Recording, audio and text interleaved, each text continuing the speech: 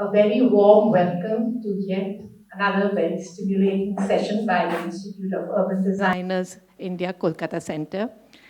Today we have collected here to discuss TDR, Transferable Development Rights, an important issue for property owners, developers, policymakers, conservationists, urban designers, architects, planners, and all the stakeholders invested in urban development.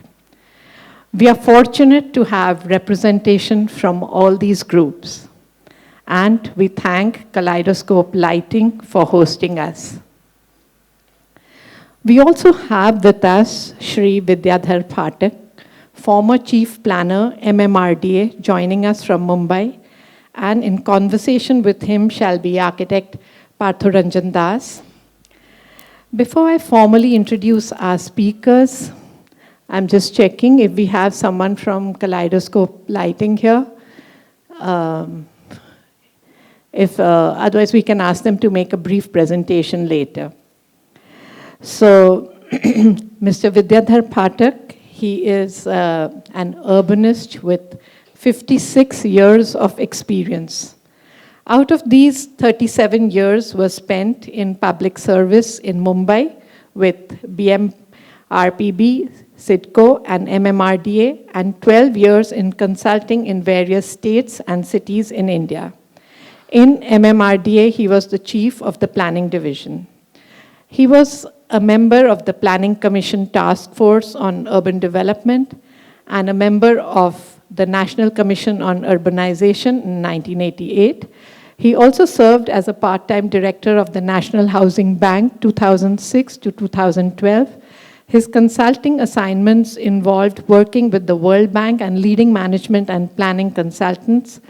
His post-retirement work involved the cities of Mumbai, Ahmedabad, 4 cities of Punjab, Hyderabad, Kolkata, Agartala, and Dhaka.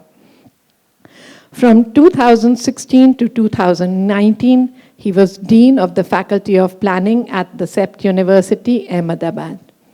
Mr. Vidyadhar Phatak will be sharing a brief presentation, following which architect Partha Ranjan Das shall share his research on TDR and initiate the conversation with Mr. Phatak and distinguished members of the panel. Architect Partha Ranjan Das has a master's in urban design from School of Planning and Architecture, New Delhi, and a diploma in conservation from Lund University, Sweden. Besides his architectural practice, which has worked on many noteworthy projects in India, he's also a member of the West Bengal Heritage Commission. I would also like to invite on the panel Mr. G.M. Kapur, Mr. Manish Chakraborty, Mukul Agarwal, and we are also waiting for Sanghamitra Di. So once she joins, then we can have them here. So over to you, Mr. Phatak. Thank you, Monica, for inviting me to this, and my apologies for not being physically present there. I also kind of admire your courage to invite me amongst the urban designers, because as you must have realized that I'm not an urban designer myself. Let me begin this presentation with a quick review of what is the perception about land and development rights, because TDRs essentially are linked with how a society looks at land and development rights.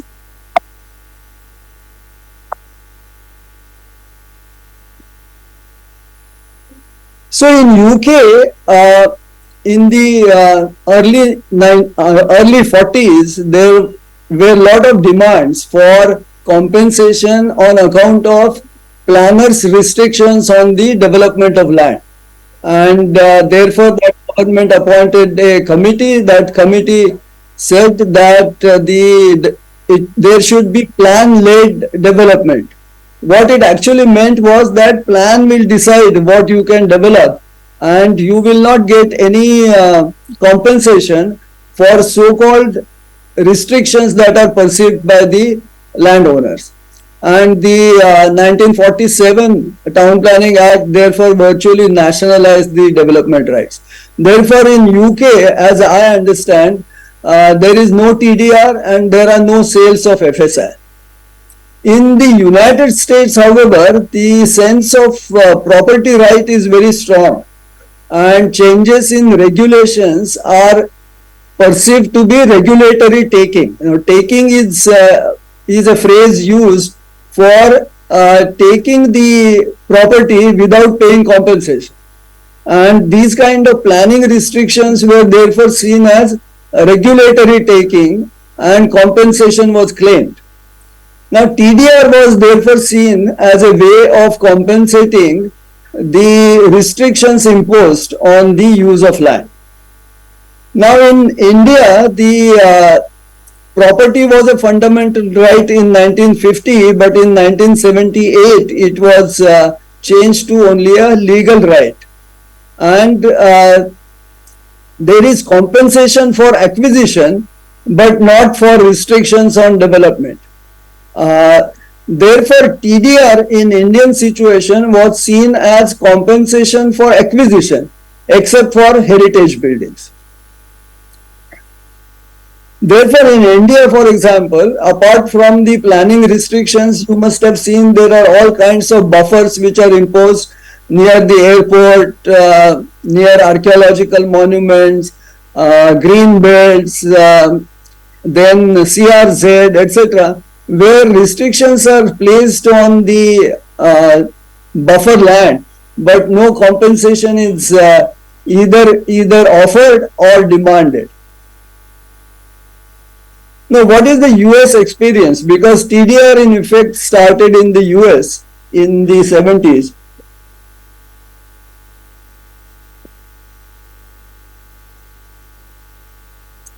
And essentially what it said that there is a sending zone for development rights and there is a receiving zone for receiving those development rights. The sending zone, after the development rights are sent, remains in its present condition and no development is permitted. And those developmental rights are then sent to a receiving zone, and as against that, the landowner gets the compensation, monetary compensation in the market. And there is no change of the ownership of land. The land remains with the landowner. So one of the examples is the farmland protection or green protection, that properties in the green land or farmland which are affected by the planning restrictions, the development rights on that land could be transferred to a receiving zone in the city, and in the market, that receiving zone properties can receive the development rights and the sending zone property owners can send those development rights in the market. So whatever they receive in that process. In New York, this idea was extended for the heritage conservation. So if a heritage building has restriction in terms of development as compared to the surrounding properties, then the difference between the FSI which is permitted in the surrounding properties and the heritage property, that difference is allowed to be transferred in the adjacent properties.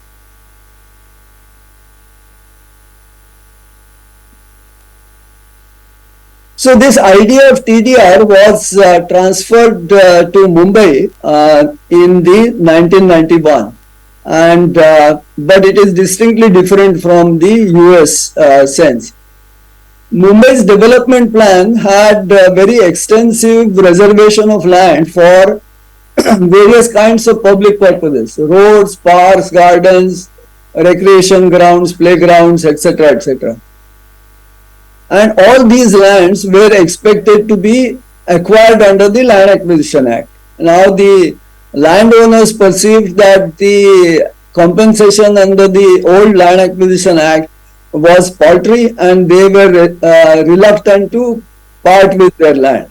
So the 1991 regulation thought of providing TDR as an alternative to monetary compensation. So in this case, the land itself had to be transferred to the government. So land is transferred and the development rights are sold in the market. That was the position in when the TDRs were introduced in Mumbai. The landowners didn't say that you are compensating by way of TDR only for the development rights, and the land virtually you are taking over free of any compensation, because it was packaged together, and because Indian laws really don't permit compensation for only the development rights, and the land itself has to be acquired in that case. But there were no complaints, and many landowners agreed to part with their land with TDR as a substitution for monetary compensation. And the receiving zone could then increase the FSI up to 2. The normal FSI in Mumbai was 1. Now this is Mumbai. This is the island city of Mumbai, and rest of the area is called suburbs. And Mumbai had this island city had 1.33 FSI. Suburbs had 1 FSI. TDR could not be received in this, though it can be sent out of this area, and it could go to the northern direction, but excluded these areas, these red areas along the 2 railway lines, assuming that these are already congested and these were environmentally sensitive areas. So they could not receive the TDR. This is how the TDR regime began in Mumbai. Later, the slum rehabilitation scheme was also put in place. Here the idea was essentially incentive development rights. So if you are in a position to build a 300 square feet dwelling unit and give it free of cost to the slum dweller, you will get incentive equivalent to the rehabilitation floor space. And out of this total development rights, you have to use the development rights on the same site till you reach the cap of FSI of 3, and whatever is remainder can be taken away to other areas as TDR. And though it is very commonly said TDR based slum rehabilitation, that is not the case. It's not pure TDR. Actually, it's an incentive FSI which is granted, and part of it is used as TDR. In Mumbai, only last week there was a news item saying a 42-storied slum rehabilitation building is been built. So you can imagine how these FSI regulations are used. Similarly, it is also appeared that in a high market area of Varali, in the so-called sale component of SRA, the 2-bedroom houses of 330 square feet. I mean, one can imagine how 2-bedroom house can be fitted in 330 square feet, and these houses were being sold at 1.59 crores of rupees. So this is how currently it is happening, but of course that is not the main purpose of this. And the third use of TDR in case of Mumbai was the heritage conservation. So the difference between the permissible FSI and the FSI already consumed was allowed to be used as TDR. However, the permissible FSIs were very low, 1.33 in the city and 1 in the suburbs. So most of the heritage buildings were in the island city, and the difference between the two was rather minimal, and therefore not much of use of heritage TDR has yet taken place.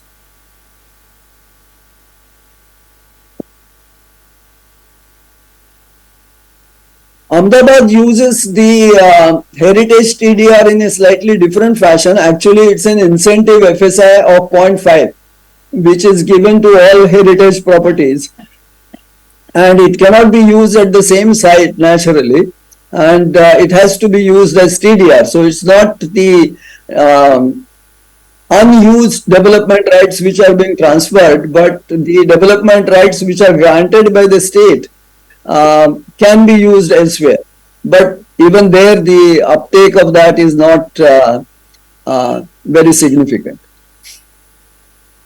So if we attempt to assess the TDR program as it operates in Mumbai, the apparent success of early TDR program is due to scarcity of development rights in the market, because the permissible FSI was low and Mumbai has sort of natural constraints on horizontal expansion. The high real estate market prices due to rising income and ease of access to housing finance. So on one side there was higher prices in the market, on the other side there was scarcity of development rights. So naturally the price rise was increased. And paltry compensation under the Land Acquisition Act of 1894 was also there. So these combinations put together made the TDR attractive to the landowners who were ready to either part with their land for TDR, or the developers who were ready to undertake slum redevelopment. But in 2018, the FSI regime has changed, and one has to see what its impact on the TDR would be. Now, what are the changes? The government introduced the idea of premium FSI, that a landowner can purchase FSI ranging from 0.5 to 0.84 by paying for that. So he doesn't have to go for TDR, etc., etc. So in a way, this scheme became a competitor to TDR, and many developers felt that it's much easier and the transaction costs are minimal if you are buying the TDR from buying the incentive FSI or a premium FSI from government. In addition, the FSI of Island City has now been increased to 3 from 1.33, and maximum FSI in suburbs has been increased to 2.5. Both these numbers, of course, comprise the basic FSI, the premium FSI, and TDR. And TDR is 0.5 in all the cases, but there is a caveat that premium and TDR could be used interchangeably. So this premium FSI, idea of premium FSI, is in a way competing with TDR, and some data shows that after 2018, the TDR generated has dropped down. Of course, it's difficult to assess because that is the period of lockdown and pandemic situation and all those kind of things. The TDR generation has also been changed in the new regulations. The land surrendered into 2.5. So there is a multiple. So if you are surrendering 100 meters of land, you will get 250 as the TDR. In suburbs, it is 2 times the land surrendered. So the supply has been increased, whereas there is a dampening of the demand because there are alternatives available to TDR users. The heritage TDR has also been changed, that it's not just the unconsumed FSI, but there is a multiple of 2.5 or 2 given to the heritage TDR. But of course, that part of the regulation has not yet come into the force. And the third thing that these regulations have done, they have removed the restriction on the receiving areas, which areas can receive, which areas cannot receive, by putting in a weighting formula which is dependent upon the price. Suppose you are generating TDR in an area which, so you have 100 square meters of TDR in a generating area which has a land price of only 10 rupees. And if you take it to an area of 100 rupees, your TDR quantum in physical terms will be 1/10. And conversely, if you take it from 100 rupee to 10 rupee, your quantum will increase by 10 times. What is also happening in Mumbai is that the incentive FSI also operates in the market. So you don't have to buy TDR. You can just receive the incentive FSI for variety of uses.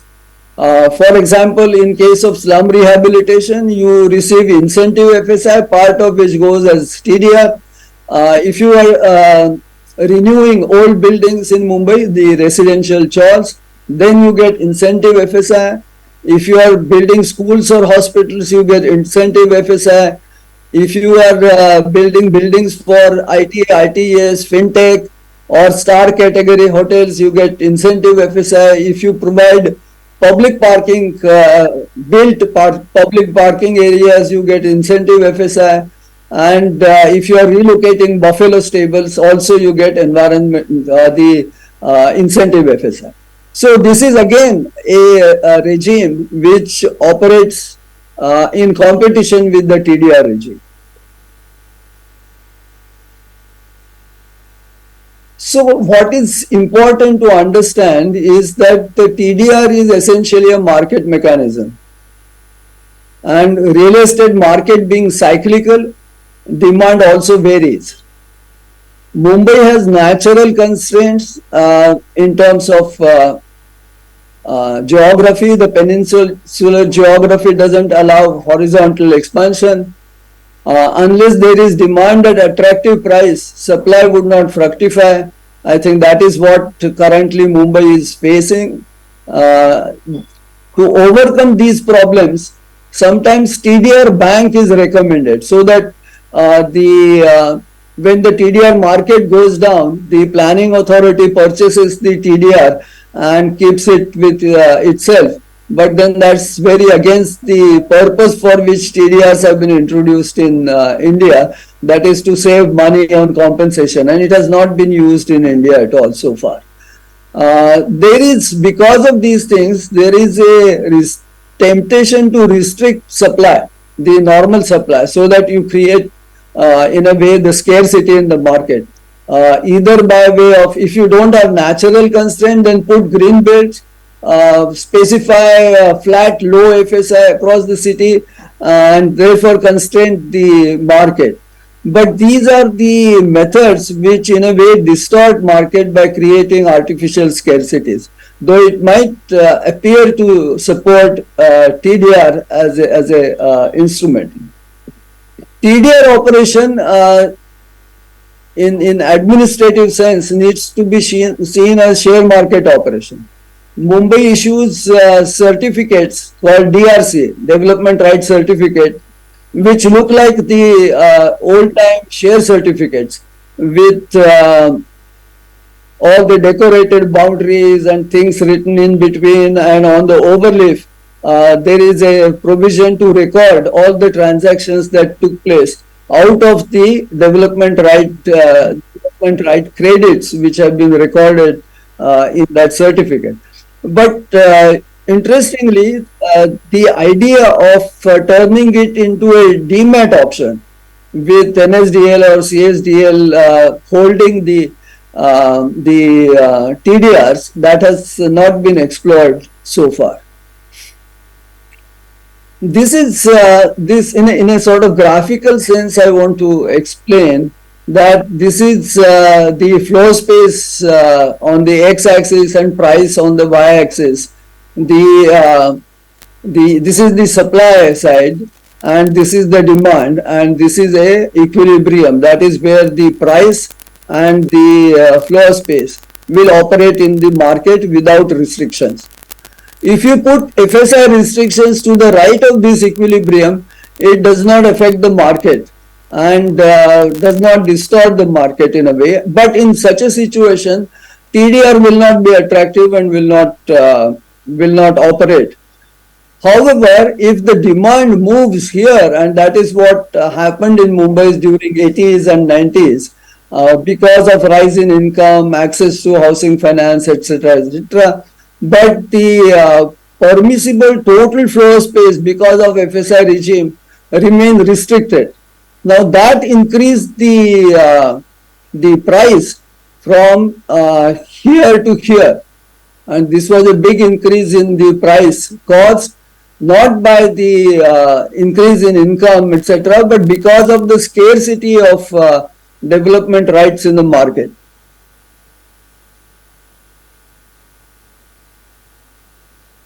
In such a situation, what TDRs did was move this line slightly here so that there is no big impact on the prices and the TDR will then function.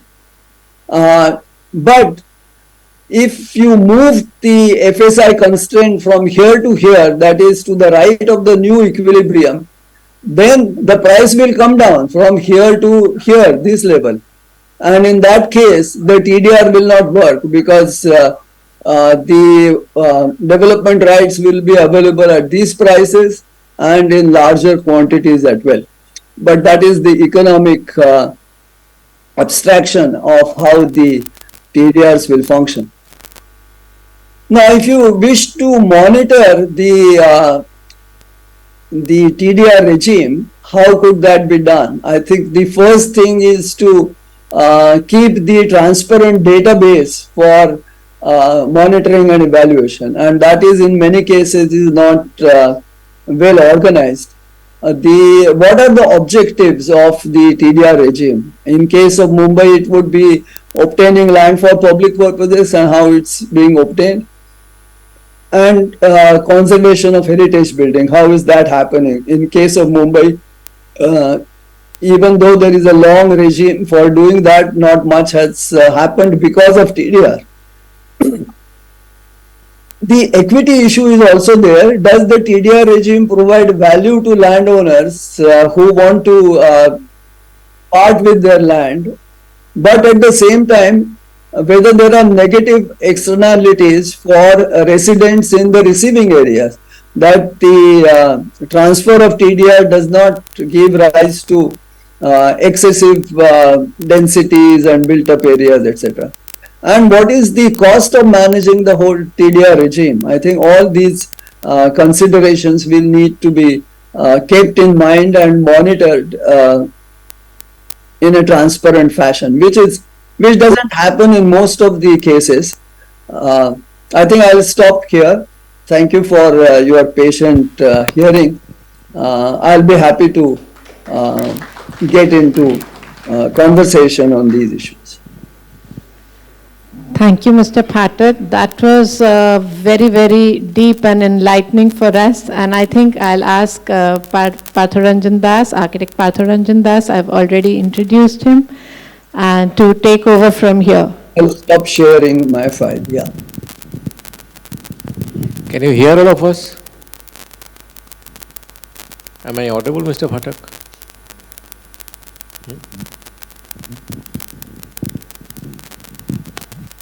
Mr. Phatak, can you hear me? Am I audible from here? I don't think so. So we'll have to carry on. Mic is linked. Hello, Mr. Phatak, can you hear me? Yeah, I can hear you, yes.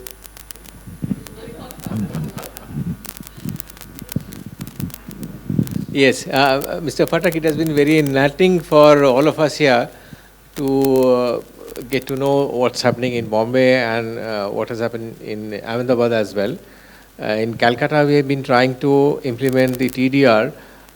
Initially, we started thinking of heritage buildings, but it's also a great tool for town planners and for area developments. You must be aware that there is something called the town planning scheme in Gujarat, where land was acquired and a lot of incentives was given to the owner of the land, so that he can, encash on these incentives elsewhere. That's why, many roads were developed, many areas were expanded, and something similar was done in the New Town area in Calcutta. We started thinking of TDR in Calcutta just to save some of the heritage buildings, and this was to be done according to not only the character of the building and the floor space enjoyed by the heritage building, but also the amount of land. And gradually we shifted from there, and we realized that if we are able to implement TDR, it will benefit many other organizations and institutions. A large institution like Jadavpur University, let's say, it has a huge amount of land, and it always has a cash crunch, asking for money from the center and the state. So if TDR is allowed in a large scale and not only meant for the heritage buildings, then perhaps these institutions can really gain a lot, and it really becomes a win-win situation for the government and the institution as well, because the government gets the tax and I think you hold your mic closer. I can't hear you. You can't hear me? Is it all right now? Yeah, it's better. Okay, I was just saying that in Calcutta we started thinking about TDR only to save heritage buildings, but later on we realized that it can help the entire city. And you must be aware that there was a town planning scheme popular in Gujarat, through which the government actually acquired a lot of land by providing incentives to landowners, so that a lot of roads can be built like that, and a lot of land can be acquired for the government purposes, and it became quite popular, and they were able to implement that in Gujarat. They have been doing it for quite some time, I believe. In Calcutta, we initially started thinking of TDR just to save our heritage buildings, and then we started thinking that if TDR is applied as a whole, even to non-heritage buildings, then a lot of institutions, stand to gain. There are large universities, you may not be aware, but within the city there are large tracts of land where universities and institutions exist. And there is always a cash crunch, they are always cash strapped, asking for money from the center and the state. And if they are allowed to, apply TDR in their unused land, then maybe they can monetarily, gain a lot from these. And this is a win-win situation for the institution and the government as well, with the government stands to gain a lot from the taxes and the sanction fees and stuff, and the institution gains a lot from sale of the TDR. But what is required is what is critical here is we have to maintain TDR bank, like you said. The TDR bank should be with the government, either the housing or the urban development, either it is KMD or whatever, the planning authority, and it has to be really flexible. The government here actually did not think of implementing the TDR because they were scared of going wrong somewhere. I kept saying that there will be mistakes, there will be teething trouble, but if you implement the TDR and keep looking at it every 2 to 3 years, then we can go on rectifying all the mistakes. And here I would like to get feedback from maybe Professor Sanghamitra, Basu or GM Kapur as to what are their thoughts on implementation of TDR. The BMC, Pant Balekundari, they had given a scheme for the introducing TDR in Kolkata also. And I was very, in fact, interested in the map you showed between the areas, the sending area and the receiving areas. I think the first thing we need in Calcutta is a map like that.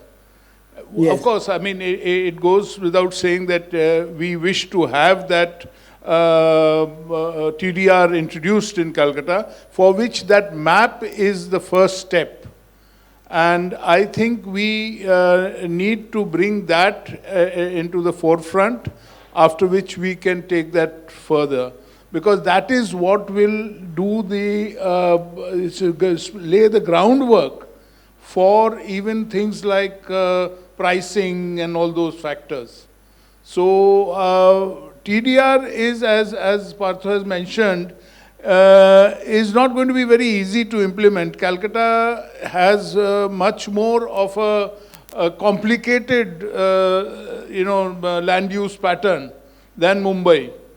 And we will need to, and also the market is not as dynamic as Mumbai. That is one thing which is also has to be taken into account. From the legal standpoint, I think Sanghamitra will be able to mention more. Am I audible, Mr. Patel? Yes, please Am go. I audible, Mr. Patel? Calcutta, more than Mumbai, Calcutta is very restricted for land. The road space and the open area in the city is very less. Yes, I agree that the receiving zone and the given zone need to be identified, but that also is dynamic. It is not a very static one, because as we see in Calcutta very recently with the metro rails coming up, the new areas are opening up. And there probably is a possibility of receiving zones there, and which again have to be updated very regularly. So this is the only area because of the connectivity which is improving, and it's a very linear city. So that probably will help. And but not only the heritage zone, I am your slide where you showed that it is not only for the conservation of the heritage areas or heritage structures, it's also for the open area, because Calcutta, even within the city, there are open areas which really is the lungs of the city and which are getting consumed or converted. It is very contextual, but we can learn a lot from Mumbai. And that within the context of the planning, the new connectivity, new areas coming up, the receiving zone and the given zone, that plan and the map and the policy need to be first established before we really implement the TDR, because it cannot be done without this or that. So it has to go simultaneously and in a dynamic way. Thank you.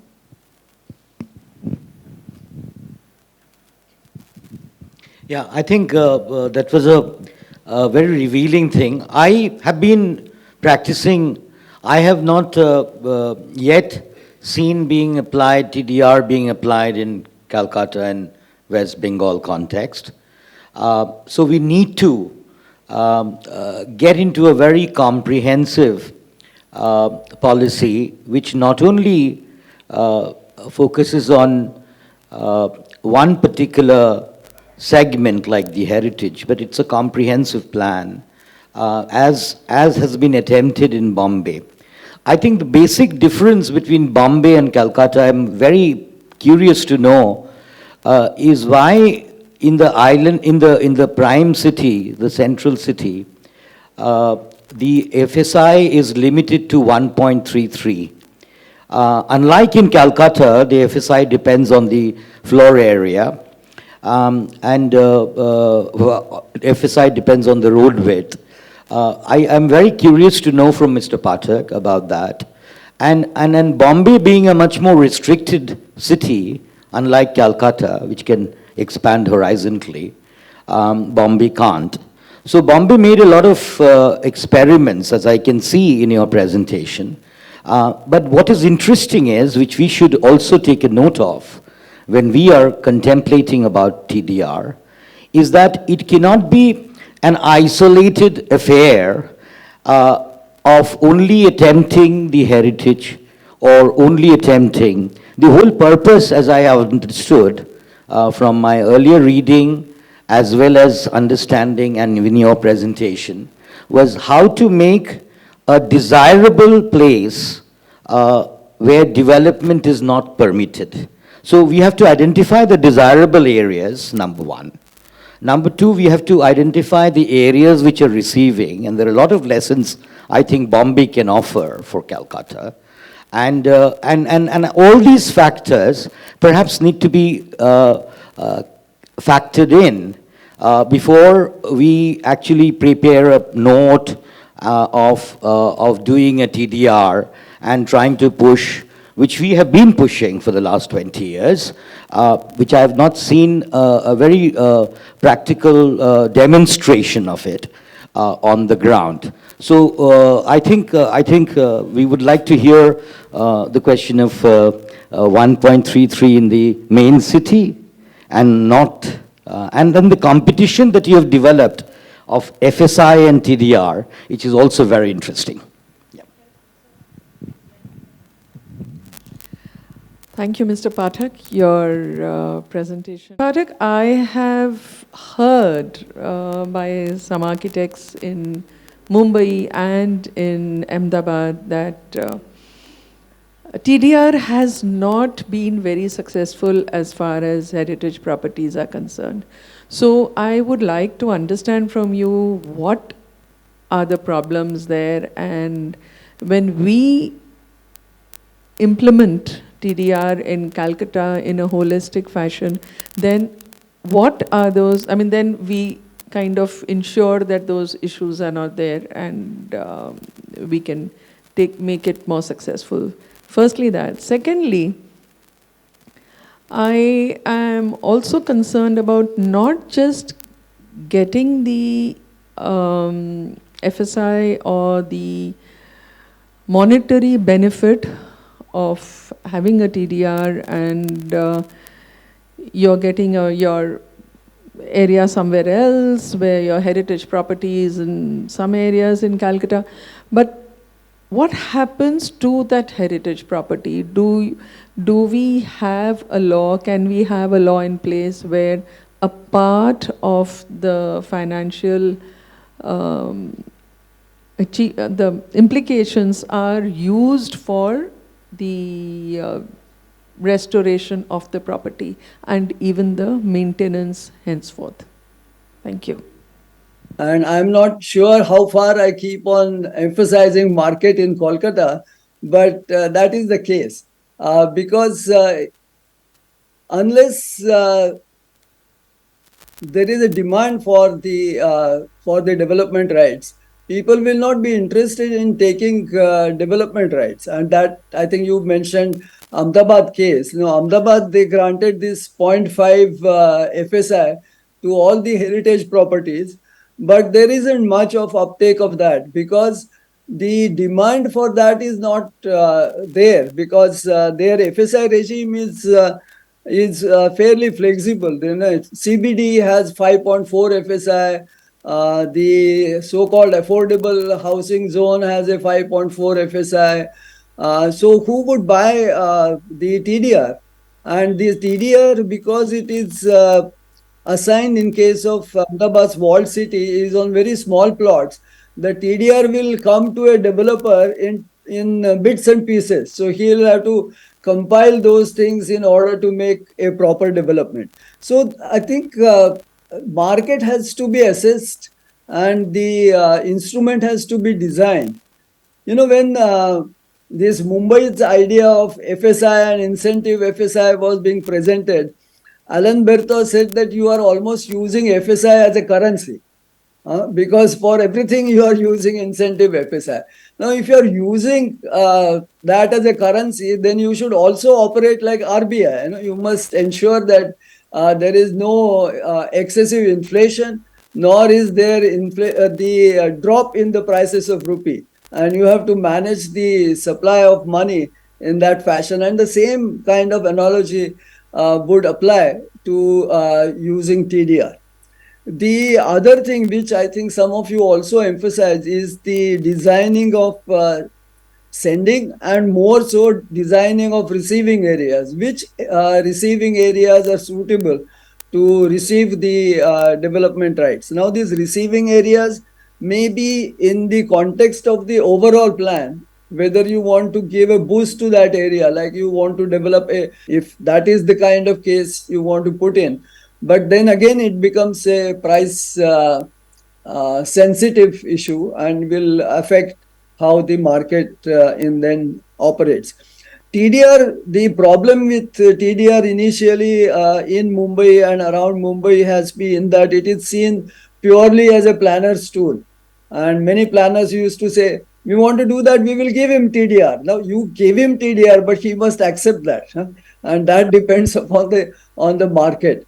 There was a case in Mumbai where the municipal corporation wanted to give TDR to a very high value plot. And the owner says, I don't want, because you are asking me to sell my TDR up in the north and then you will have to pay that. So I think those kind of things also need to be borne in mind. And the regime has to be designed from both the planning objectives point of view as well as the acceptability in the market. Otherwise, you will put in place something which the market doesn't want to respond to positively.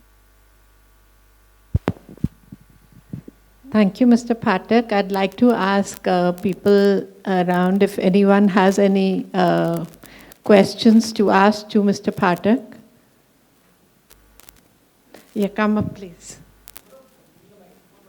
Okay, you're giving. I see some participants from Mumbai also, and probably more knowledgeable about the TDR regime in Mumbai. So they could also either add or indicate what are the differences in terms of what I have presented. We can ask people from the whole country who have joined in to put up their questions on Zoom, and we will take them up.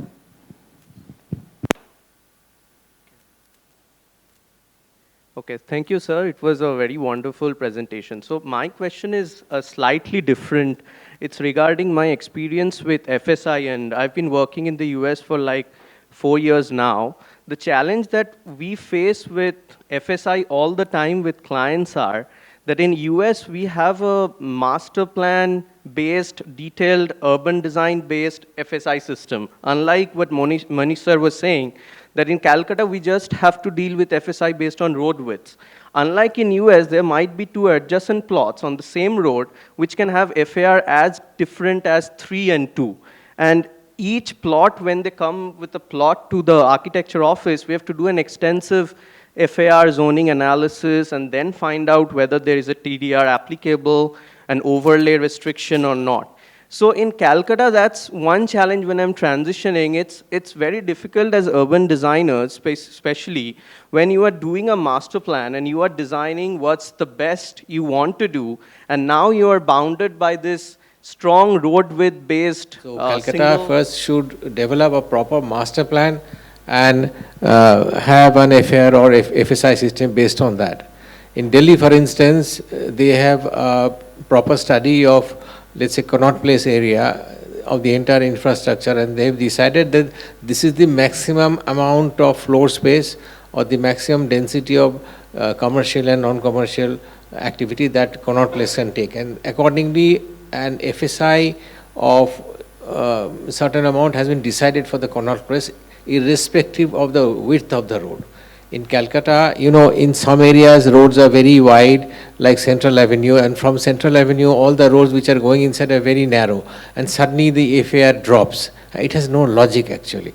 So Calcutta first needs to develop a master plan. Calcutta is the only grade 1 metro city in India which does not have a master plan. Even take up the local area plans, which can be the, say, receiving areas, and then you do a local area plan for that, where you can receive the TDRs, and then they could be more in the nature of urban design, form-based codes and other things. So you can improve the local public lands also in the area simultaneously when the redevelopment takes place through imported development rights and things like that. So a more fine-tuned planning is also necessary to make the TDR regime efficient and functional, along with the assessment of the market. So both have to go hand in hand. I apologize if I did, but my question is, you equated the TDR to a market mechanism, a share market, etc. Who administratively in the system actually monitors and manages this mechanism? How is the TDR system kept track of as to whether it's working? How is it evaluated on an ongoing, virtually day-to-day basis? If that's analogy with the stock market is to hold, we would need a manager or a point of management governance that keeps track of what's happening with TDR. Who does it in the case of Mumbai? In Mumbai has a citywide development plan and the development regulations, and these are managed by the municipal corporation, and there is a separate department that does it. And there is a separate unit which keeps track of all the TDR generation as well as usage. And as I was telling, they almost do it like a physical share certificate in terms of record keeping, as well, both with the municipal corporation, with the person who has received in the initial stage, because he is initially the person receiving the development right certificate, and then also keeping record, because he can sell part of the development right. Suppose he has received a development right credits of 500 square meters.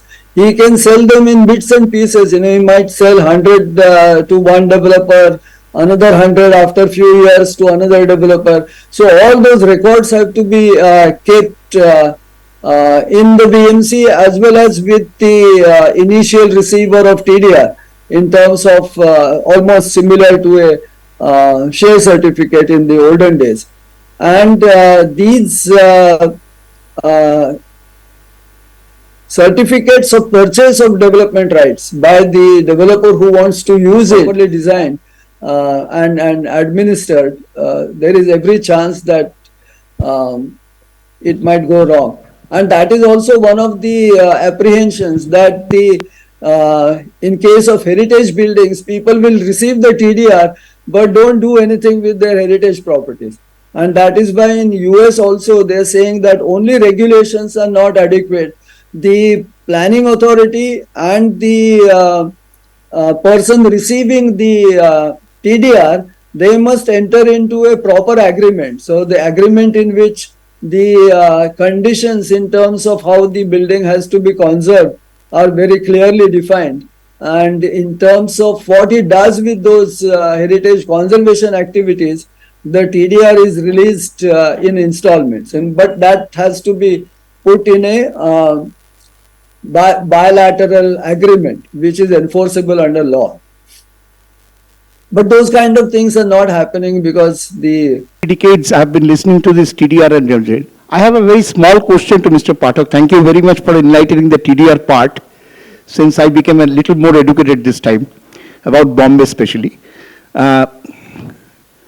My specific question, with the amendment of the building bylaws allowing 2, 3 and whatever affair now we are giving in the various parts of Mumbai, don't you think that the TDR, except heritage building, I'm not keeping heritage building a little bit out of it, the concept of TDR is now dying its natural death? Because if a person can purchase an affair on the basis of this year, paying some money in a same place, the conception of TDR, in my opinion, whether you agree or not, is gradually diminishing and trying to go to its ultimate death. Because nobody is going to hang around all these things. Paisa lo, mal banao, mal becho, bhag jao. This is the whole theorem what I felt. Because in Calcutta also last couple of years, the same thing has started by the Kolkata Municipal Corporation by allowing more affair. Of course, it has got a different aspects. In my opinion, it is not fair to everybody because there are infrastructure which needed to be done, this and that. I'm not going to. By providing, if you can buy an affair, why should you go for a transfer of development right? If I'm getting that same FSI, they have now given, along the metro corridor, they are allowing 10% extra FSI. Along 500 meters of the metro corridor, they are giving an additional FSI. And the newest thing has arrived in Kolkata, that is purchase FSI at a market rate, which is the registered market rate, and then what do you call it, the register of assurance rate, and you build it. So don't you think that every city, as you were saying, nobody is not taking, Ahmedabad is not taking, now still Mumbai. Don't you think that this increase of APR, which has been done in 2018, Manish must have missed that part of thing, whether it will die or not? My question is very simple. Will it be relevant or not in the near future, the TDR? Except for, I'm not talking about the heritage. Heritage is a different issue. Thank you, sir. TDR can be successful if there is moderate to low FAR in a city. If a city has, 5, 6 or 7 FAR and they are not able to sell those floor spaces, then they will not buy. as simple as that. In Ahmedabad, Bombay, there are places where the FSI is high. You can look at the height of the building and you can understand.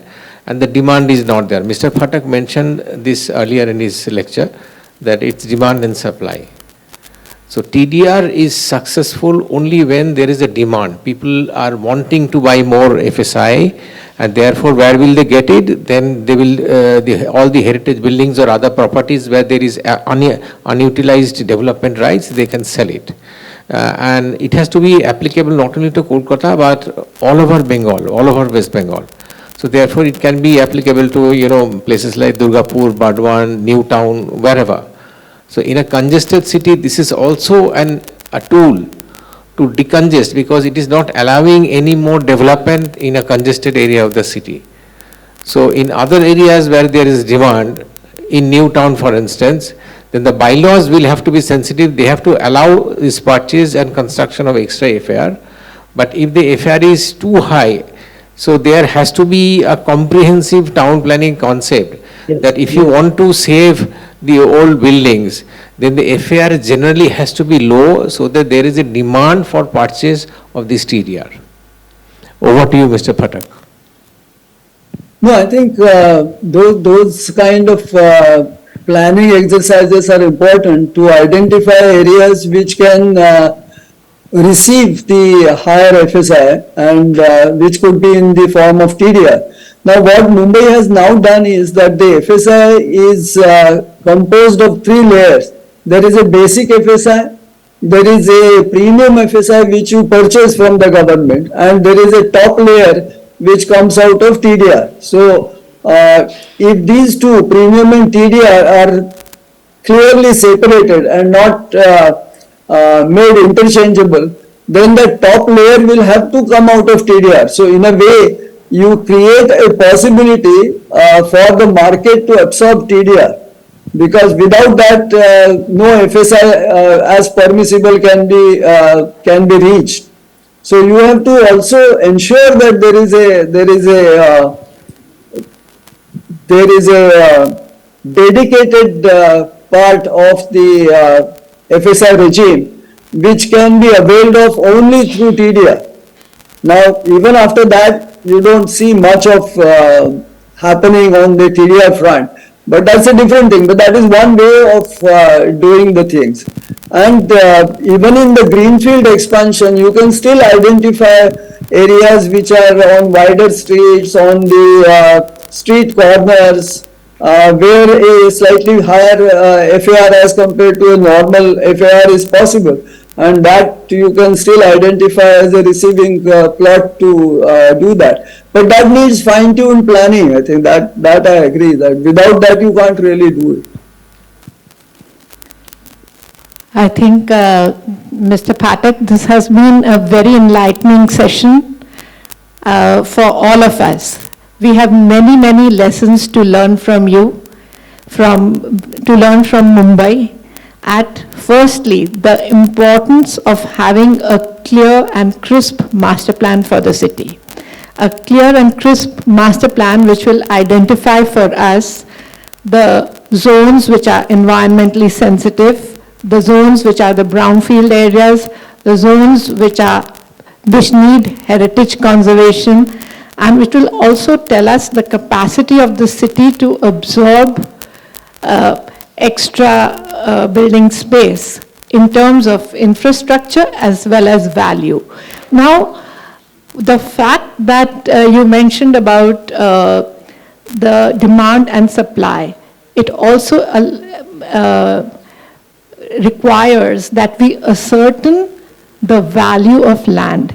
Like, it is quite clear that in today's market, land is also a tradable commodity.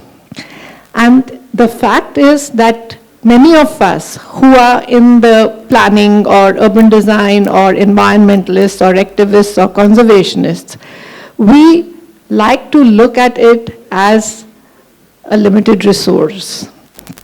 And the market figures, or the people who are like investment bankers and the whole market perceives it or developers and real estate agents or even owners who own property, they look at it as a tradable commodity, and they look at it from the point of view of value. So this is also something very important for us to learn in this exercise, that we are placing a certain value to this development, and this should be part of our planning. And also our understanding of the areas that where we are, the receiving areas and the sending areas, which you so rightly demarcated. I will need this presentation of yours, and we will need also your much needed advice when we prepare something. We are rather unprepared to right now make a serious discussion on either FSI or TDR in our city or state. We need a little bit more work to be done collectively, and I'm so happy that we have initiated this today. I would also like to give the vote of thanks to our sponsors, Kaleidoscope Lighting, for having us. I would like to thank members of Credai for being here, for real estate developers, for members from the West Bengal Heritage Commission, Partha Ranjan Das, who was the speaker, members from the KMC Heritage Committee, and from Calcutta Heritage Collective, from the various universities, and from INTACH. I think today it has been a very fruitful understanding, and we also have to be more clear about how much more we have to do together before we can go. And thank you, Mr. Phatak. And I would also like to invite Saheli, if she's here. Saheli, please felicitate the speaker, Partha Ranjan Das. Please felicitate our speaker, Partha Ranjan Das.